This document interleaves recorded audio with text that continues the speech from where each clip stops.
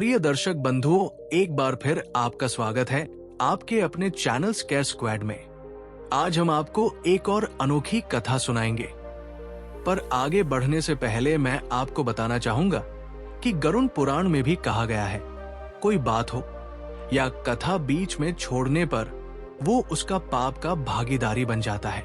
तो वीडियो को अंत तक देखें। तो शुरू करते हैं आज की कथा को।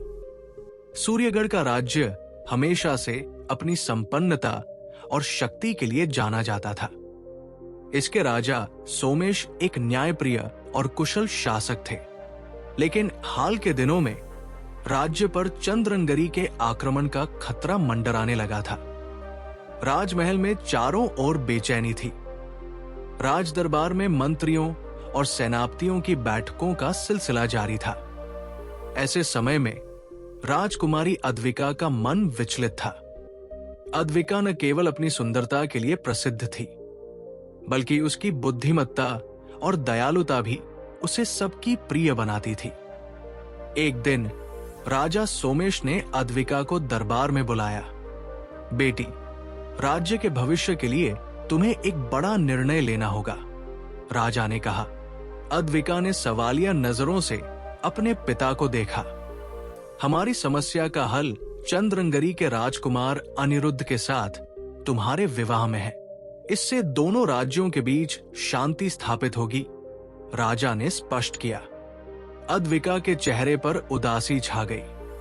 वो जानती थी कि ये निर्णय राज्य की भलाई के लिए था, लेकिन उसके दिल में कोई और बसा हुआ था। उसने कुछ नहीं कहा, बस धीरे से सिर झुका लिया। राजा ने सोचा कि उनकी बेटी राजधर्म को समझती है, लेकिन अद्विका के मन में एक तूफान उठ चुका था। उसे समझ नहीं आ रहा था कि वह अपने राज्य के प्रति अपने कर्तव्य को चुने या अपने दिल की आवाज को। राजमहल की दीवारों में अद्विका के दिल का राज छिपा हुआ था। वह चुपचाप अपने कमरे में बैठी हुई थी, सोचते हुए कि किससे और कैसे बात करे। उसका दिल आर्यन के बारे में ही सोच रहा था। वो सेनापति का बेटा था, जो हमेशा राजमहल में दिखाई देता था। बचपन से ही दोनों में गहरी दोस्ती थी, जो धीरे धीरे प्यार में बदल गई थी। अद्विका ने कभी भी आर्यन से अपने दिल की बात नहीं की थी। वो जानती थी कि उनका प्रेम कभी स्वीकार नहीं किया जाएगा। एक राजकुमारी का प्रेम एक साधारण सेनापति के बेटे से नहीं हो सकता था, और उसका कर्तव्य उससे कहीं बड़ा था। लेकिन जब अद्विका को अपने विवाह के बारे में राजा सोमेश का प्रस्ताव मिला, तब उसे महसूस हुआ कि वो अकेले ही उस भारी निर्णय का सामना नहीं कर सकती। एक रात जब सभी महल में सो रहे थे, अद्विका ने आर्यन को बुलाया। आर्यन, उसने धीरे से कहा, मुझे तुमसे कुछ जरूरी बात करनी है। आर्यन, जो हमेशा उसकी आंखों में सच्चाई और प्यार को समझता था, पास आकर बैठ गया। क्या बात है राजकुमारी? उसने नर्म आवाज में पूछा। अद्विका ने उसे सारी स्थिति समझाई।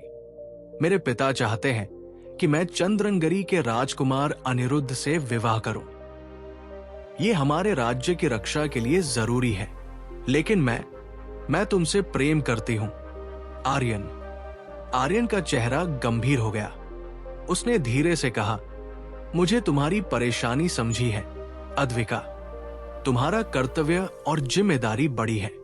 मैं तुमसे कभी ये नहीं कहूंगा कि तुम मेरे लिए अपनी जिम्मेदारी छोड़ दो।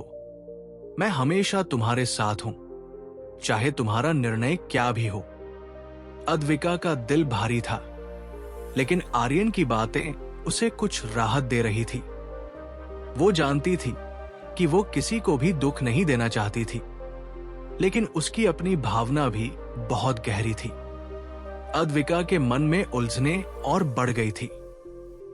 एक ओर उसका प्रेम था, तो दूसरी ओर राज्य का भविष्य। जब राजा सोमेश ने दरबार में आकर फिर से विवाह के प्रस्ताव को सामने रखा, अद्विका को लगा कि अब कोई रास्ता नहीं बचा। राजा ने गंभीरता से कहा, राजकुमारी, हमें चंद्रनगरी के साथ संधि की जरूरत है। अनिरुद्ध हमारे लिए एक आदर्श पति साबित होंगे। तुमने अपना जीवन राज्य की भलाई के लिए समर्पित करना होगा। अद्विका का चेहरा काला पड़ गया। उसने पिता से कहा, पिता, क्या हम अपने दिल की इच्छाओं को हमेशा त्याग कर केवल कर्तव्य का पालन करेंगे? राजा ने गहरी सांस ली। ये समय है बेटी, हम व्यक्तिगत खुशियों से ऊपर राज्य की रक्षा और भविष्य को देखते हैं। तुम्हारी मदद से ही हम चंद्रंगरी से शांति स्थापित कर सकते हैं। राजकुमारी ने गहरी सोच में खोते हुए सिर झुका लिया। वो जानती थी कि ये निर्णय आसान नहीं होगा, लेकिन पिता की बातों में सच्चाई थी। राजमहल में हर दिन का माहौल भारी था। अद्विका और आर्यन के बीच चुप्पी छाई हुई थी। दोनों एक दूसरे से मिले, लेकिन कोई शब्द नहीं बोले। ये उनके लिए सबसे कठिन समय था। एक रात जब सब लोग सो रहे थे, अद्विका ने आर्यन को अपने कमरे में बुलाया। आर्यन, मुझे तुमसे कुछ बात करनी है, अद्विका ने गंभीर स्वर में कहा। आर्यन ने उसके पास आकर कहा, तुम जानती हो अद्विका, मैं तुम्हारे साथ हूं। तुम्हें जो भी निर्णय लेना हो, मैं तुम्हारे साथ खड़ा हूं। अद्विका की आंखों में आंसू थे। लेकिन अगर मैं अनिरुद्ध से विवाह करती हूं, तो क्या तुम मुझे माफ करोगे? आर्यन ने अपनी आंखों में एक हल्की सी मुस्कान डाली। तुम मुझे क्या समझती हो? अद्विका, तुम अपना कर्तव्य निभाओ, मैं तुम्हारा साथ दूंगा। चाहे तुम किसी से भी विवाह करो, मेरे दिल में तुम्हारे लिए वही जगह हमेशा रहेगी। अद्विका ने अपने फैसले के बारे में सोचा। वो जानती थी कि यह समय एक बड़ा निर्णय लेने का था। सूर्यगढ़ के राजमहल में खास तैयारियां हो रही थी। चंद्रंगरी के राजकुमार अनिरुद्ध अपने कुछ सिपाहियों और मंत्रियों के साथ महल आने वाले थे। ये पहली बार था जब अद्विका उनसे मिलने वाली थी। अनिरुद्ध महल पहुंचे तो दरबार में सबने उनका गर्मजोशी से स्वागत किया। वो ऊंचे कद और शिष्ट व्यवहार वाले व्यक्ति थे। उनकी आंखों में आत्मविश्वास झलकता था और उनके शब्दों में विनम्रता थी। अद्विका ने उन्हें ध्यान से देखा। राजा सोमेश ने अनिरुद्ध का परिचय देते हुए कहा, राजकुमार अनिरुद्ध, ये मेरी बेटी राजकुमारी अद्विका है। ये राज्य की भावी रानी है। अनिरुद्ध ने आदर से अद्विका की ओर देखा और हल्के से कहा, मुझे ये जानकर खुशी हो रही है कि मैं ऐसी बुद्धिमान और साहसी राजकुमारी से मिल रहा हूं। अद्विका ने सिर झुकाकर उनका अभिवादन किया, लेकिन उसके मन में अभी भी उलझन थी।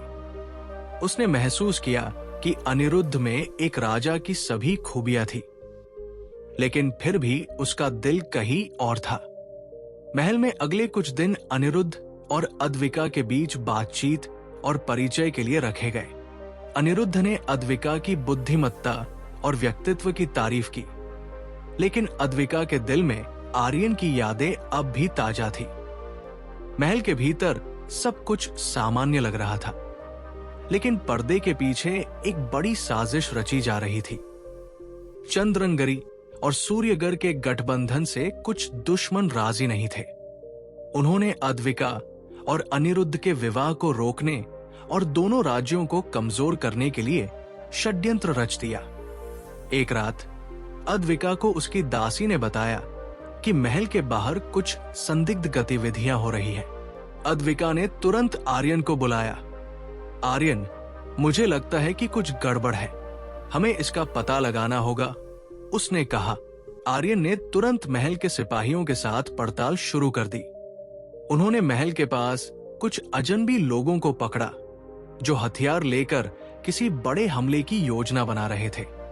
जब उनसे पूछताछ की गई तो पता चला कि यह हमला अद्विका और अनिरुद्ध के विवाह के दिन करने की योजना थी। अद्विका और आर्यन ने मिलकर दुश्मनों की इस साजिश को नाकाम कर दिया। अनिरुद्ध ने इस मामले में अद्विका की सूझबूझ और आर्यन की वीरता की प्रशंसा की। दुश्मन इतने पर नहीं रुके। कुछ ही दिनों बाद उन्होंने सूर्यगढ़ पर सीधा आक्रमण कर दिया। अद्विका, आर्यन और अनिरुद्ध ने मिलकर राज्य की सुरक्षा की कमान संभाली। युद्ध का मैदान खून और वीरता की गवाही दे रहा था। अद्विका ने पहली बार देखा कि अनिरुद्ध न केवल एक राजकुमार थे, बल्कि एक निडर योद्धा भी थे। लेकिन इस युद्ध में आर्यन की भूमिका सबसे बड़ी थी। वो अपनी जान की परवाह किए बिना दुश्मनों से लड़ता रहा। आखिरकार युद्ध खत्म हुआ, लेकिन इसकी कीमत बहुत भारी थी। आर्यन ने अद्विका को बचाने के लिए अपनी जान दे दी। जब अद्विका उसके पास पहुंची तो आर्यन ने मुस्कुराते हुए कहा, राजकुमारी, मैंने अपना कर्तव्य पूरा किया। अब आपका कर्तव्य है कि आप अपने राज्य को संभालें और इसे खुशहाल बनाएं। ये कहते हुए आर्यन ने अपनी आखिरी सांस ली। अद्विका की आंखों से आंसू बहने लगे। उसने खुद से वादा किया कि वो आर्यन की कुर्बानी को कभी नहीं भूलेगी। आर्यन की कुर्बानी के बाद अद्विका ने अपने राज्य के भविष्य के लिए एक महत्वपूर्ण फैसला लिया। उसने चंद्रंगरी के राजकुमार अनिरुद्ध से विवाह किया। यह विवाह न केवल दो राज्यों के बीच शांति का प्रतीक था, बल्कि अद्विका के नेतृत्व की एक नई शुरुआत भी थी। अनिरुद्ध ने अद्विका को हर कदम पर सहयोग दिया। अद्विका ने राज्य को समृद्ध बनाने और आर्यन के बलिदान को हमेशा याद रखने के लिए कई सुधार किए। हालांकि अद्विका का दिल आर्यन की यादों से भरा था। उसने महल के एक हिस्से को आर्यन के नाम समर्पित किया और वहां एक स्मारक बनवाया। वो हमेशा कहती थी, आर्यन ने अपनी जान देकर मुझे सिखाया कि कर्तव्य और प्रेम में कोई फर्क नहीं है। दोनों का आधार त्याग और समर्पण है। राजकुमारी अद्विका ने अपने राज्य को अपनी बुद्धिमानी और साहस से नई ऊंचाइयों पर पहुंचाया। उसकी कहानी पीढ़ियों तक लोगों के दिलों में जीती रही। ये कहानी हमें सिखाती है कि सच्चा प्रेम त्याग और बलिदान में निहित है। अद्विका ने अपने दिल और कर्तव्य के बीच संतुलन बनाकर अपने राज्य और जीवन को सार्थक बनाया। धन्यवाद।